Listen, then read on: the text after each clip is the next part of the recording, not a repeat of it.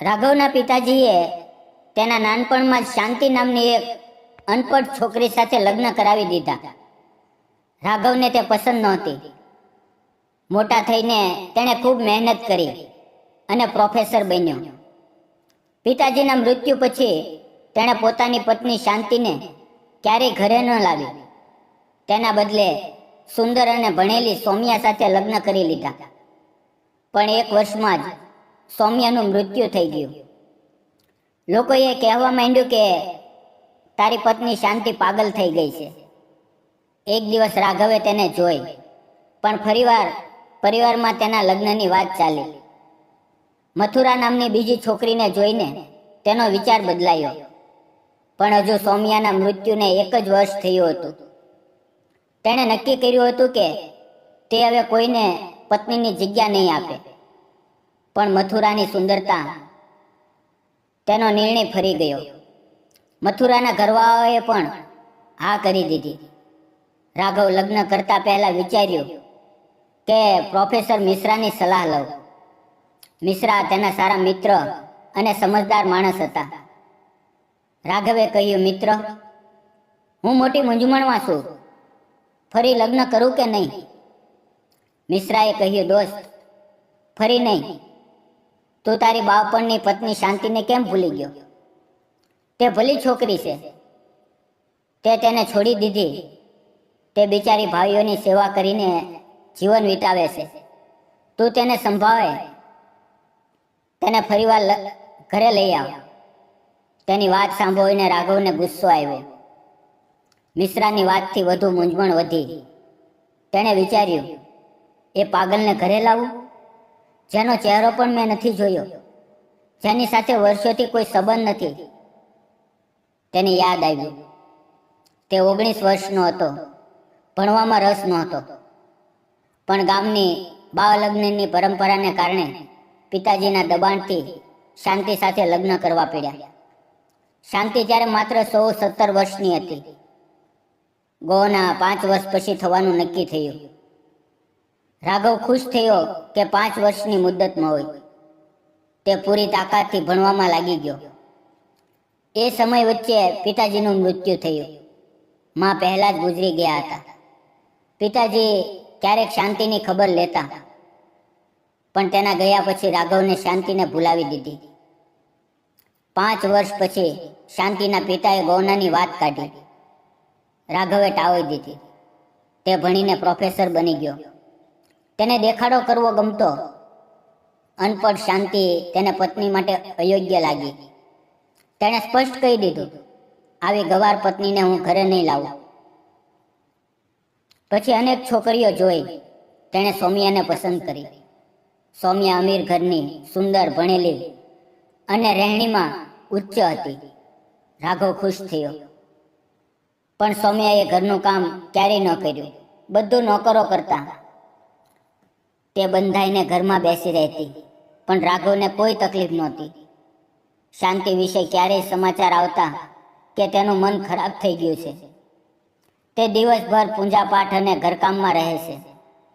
કોઈ સાથે ન બોલે, ન મળે. રાઘવ પર કોઈ અસર નહોતી. તે સૌમ્યામાં ખુશ હતો. પણ 2023માં સૌમ્યાને તાવ આવ્યો અને તે સાજી ન થઈ.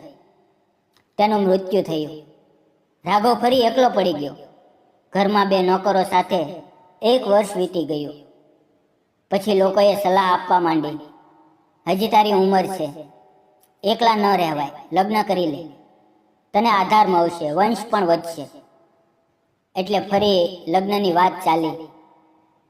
રાઘવ ખરાબ માણસ નહોતો. મિત્રોએ પણ કહ્યું, શાંતિને પાછી બોલાવી લે.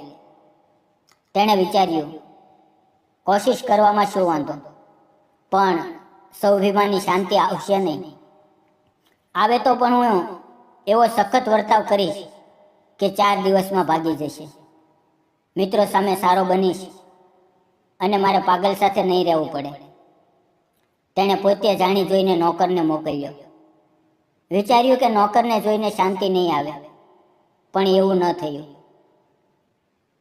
જ્યારે સાંજે કોલેજમાંથી પાછો ફર્યો તો એક સ્ત્રી પાણીનો ગ્લાસ લઈને ઊભી હતી. રાઘવ આશ્ચર્યમાં પડ્યો. તેણે કહ્યું, ચા બનાવું? નાસ્તો તૈયાર છે. રાઘવ ચૂપ રહ્યો. તેણે કહ્યું, હું શાંતિ છું, તમે મને ઓળખી નહીં? રાઘવે સખત અવાજે કહ્યું, નાસ્તો નહીં, ચા પી લઉં. શાંતિ રસોડામાં ગઈ. રાઘવ આશ્ચર્યમાં હતો. સૌમ્યા ક્યારેય આમ નહોતી ઊભી રહેતી. ચા નાસ્તો બધું નોકરો કરતા. શાંતિ ચા લાવી. રાઘવે પી લીધી અને ઘરની બહાર નીકળી ગયો. તેને શાંતિને વધુ મોકો નહોતો આપવો. મોડી રાત્રે ઘરે આવ્યો તો શાંતિ સોફા પર બેઠી હતી. તેણે રાઘવને જોઈને કહ્યું, હાથ મોં ધોઈ લો, ખાવાનું લગાવું છું. રાઘવે કહ્યું, નોકર છે ઘરમાં, તારે તકલીફ લેવાની જરૂર નથી. શાંતિ બોલી, પતિને નોકર પીરસે એ મારા સંસ્કાર નથી. ઘણી પૂંજા પછી તમારી સેવાનો મોકો મળ્યો છે, તે મારે ગુમાવવો નથી. રાઘવ કંઈ બોલી ન શક્યો. માં નાનપણમાં ગુજરી ગઈ. સૌમ્યાને મેકઅપ સિવાય ફુરસત નહોતી. પહેલી વાર કોઈએ પોતાના હાથે ખવડાવ્યું. ખાવામાં પ્રેમની મીઠાશ હતી, પણ તારીફ ન કરી, કારણ કે શાંતિને લાગે નહીં કે નાતો જોડાઈ રહ્યો છે. તે ચૂપચાપ ખાઈને સૂઈ ગયો. સવારે ઝડપથી નીકળી ગયો જેથી શાંતિનો સામનો ન થાય. પણ દિવસભર શાંતિ મનમાં ઘૂમતી રહી. તેને કોલેજ પછી મિત્રો સાથે બેસવાની આદત હતી, પણ આજે ઘરે જવાનું મન નહોતું. એક અજાણી સ્ત્રી ઘરમાં હતી. તે પત્નીનો અધિકાર જમાવે છે એ વાત વિચિત્ર લાગી. મોડી રાત્રે ઘરે આવ્યો તો ફરી શાંતિ રાહ જોઈ રહી હતી. રાઘવે કહ્યું, નોકર છે ઘરમાં, તારે ચિંતા ન કરવી. શાંતિ બોલી, નોકરને છુટ્ટી આપી દીધી. હું તમારી પત્ની છું, નિર્ણય લેવાનો અધિકાર છે મને. હવે હું આવી ગઈ તો નોકરની શું જરૂર છે? રાઘવ કંઈ બોલી ન શક્યા, પણ રાતભર ઊંઘ ન આવી. સવારે શાંતિ ચા લઈને બેડરૂમમાં આવી. રાઘવે કહ્યું, તું અહીંયા શું કરા છો? શાંતિ બોલી, હું ચા આપવા આવી હતી. શું હું તમારા રૂમમાં પણ ન આવી શકું? રાઘવે વિચાર્યું, આ ખૂબ જિદ્દી છે. શાંતિએ હસીને કહ્યું, મારી શકલ એટલી ખરાબ નથી કે સવારે જોઈને પાણી ન પીવાય. પહેલી વાર રાઘવે શાંતિને ઊંચી નજરે જોઈ. તે સુંદર હતી, સૌમ્યા જેવી નહીં, પણ સાદગીમાં અલગ જ ચમક હતી. પણ પછી તેણે વિચાર્યું, મારે શું, તે જેવી હોય પણ. તે ચા પીને નીચે ઉતર્યો તો ઘર અગરબત્તીની સુગંધથી ભરેલું હતું. શાંતિ પૂજા કરીને આવી, પ્રસાદની થાળી લઈને આવી. રાઘવે કહ્યું, હું પૂજા પાઠ નથી કરતો, ઈશ્વરમાં વિશ્વાસ નથી. પિતાજીના મૃત્યુ પછી આ ઘરમાં ક્યારેય પૂજા નથી થઈ. તારું નાટક અહીંયા ના ચલાવ. શાંતિ શાંત રહી. પછી કહ્યું, હું મારા નિયમ નહીં બદલું. હું વર્ષોથી પૂજા કરું છું તમને મેળવવા માટે.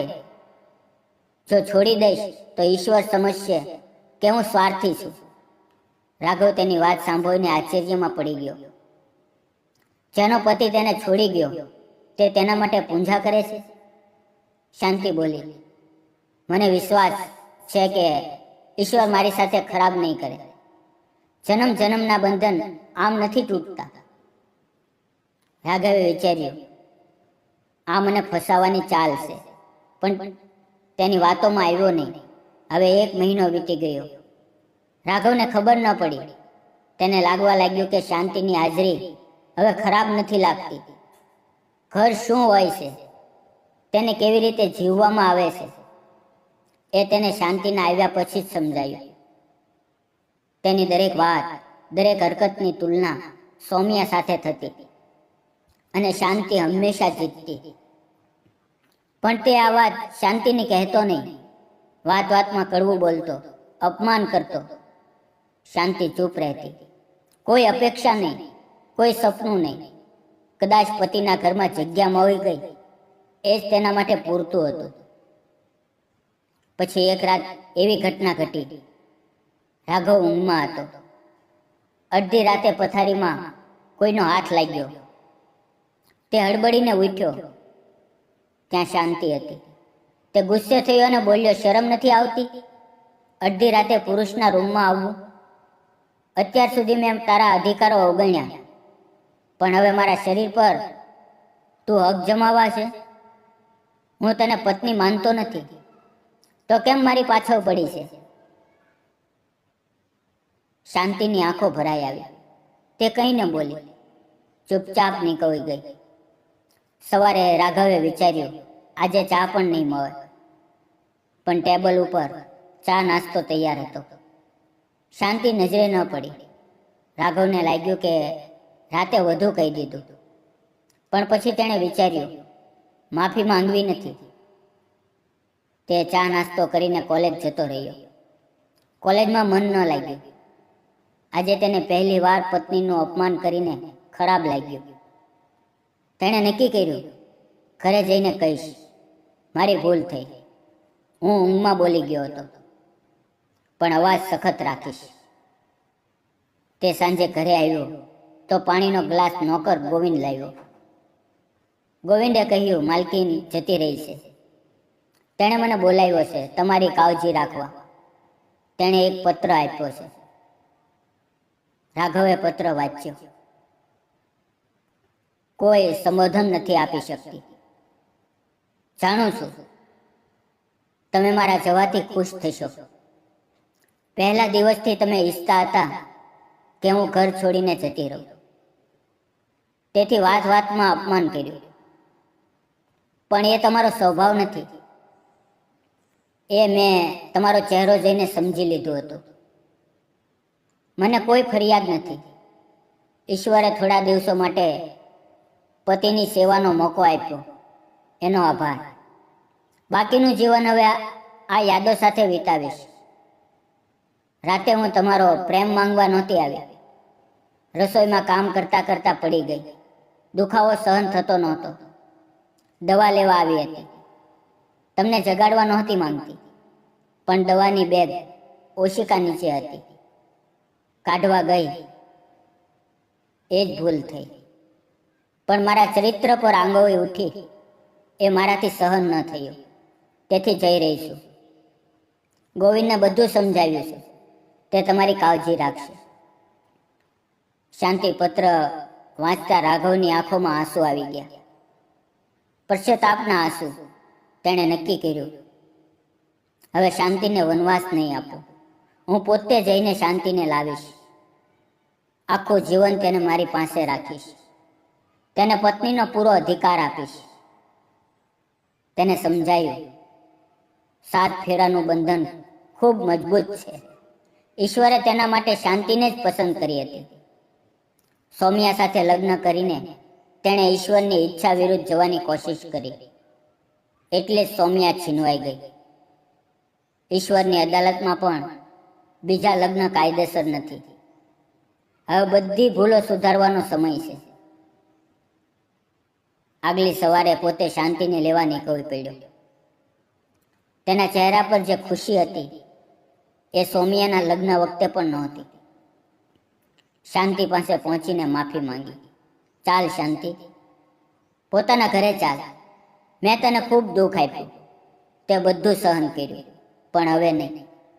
શાંતિ બોલી, મારા ભગવાને મારી વિનંતી સાંભળી. કહે છે ને, ભગવાનના ઘરે દેર છે પણ અંધેર નથી. સાચા મનથી પ્રાર્થના કરીએ તો તે જરૂર સાંભળે છે. આજે શાંતિ ખૂબ ખુશ હતી. તો દોસ્તો, આ હતી આજની વાર્તા. આ વાર્તા વિશે તમારો અભિપ્રાય શું છે? કોમેન્ટમાં જરૂર કહેજો. અને પસંદ આવી હોય તો વિડીયોને લાઈક કરો, ચેનલને સબસ્ક્રાઈબ કરો અને બેલ આઇકન ઓલ પર સેટ કરો. ધન્યવાદ મિત્રો. ફરી મળશું આવતીકાલે એક નવી વાર્તાની અંદર. ત્યાં સુધી આવજો. વિડીયોમાં આવેલા નામ, પાત્ર અને ઘટના ફક્ત કાલ્પનિક હતા. તેનો કોઈ પણ વ્યક્તિ, જાતિ કે ધર્મ સાથે સંબંધ નથી.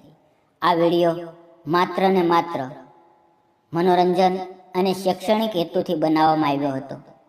તેને અન્યથા ન જોશો અને બાળ વિવાહ ગેરકાયદેસર છે તેની પણ નોંધ લેશો. ધન્યવાદ મિત્રો.